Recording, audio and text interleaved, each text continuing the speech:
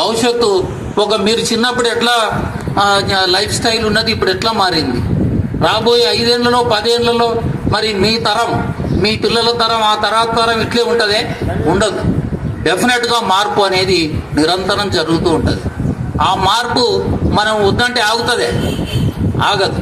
కాబట్టి ఆగని దాన్ని, జరగని దాన్ని జరగాలని అనుకోకూడదు. అది ఎట్లాగూ జరగదు.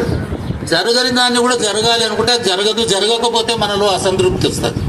దాన్నే జ్ఞానోదయం అంటారు. అనివార్యమైన పరిస్థితులు ఏవైనా ఉంటే, అది మనం ఆపలేనిది ఉంటే దాన్ని మనం ఆహ్వానించాలి, జరిగిపోని. ఇక సమస్యలు అనేవి బీదవానికే ఉంటాయా? మనం అనుకుంటాం, అరే నాకు వాడు బాగున్నాడు, నాకు ఆర్థిక ఇబ్బందులు ఉన్నాయి, వాటిలాగా నేను లేకపోతే.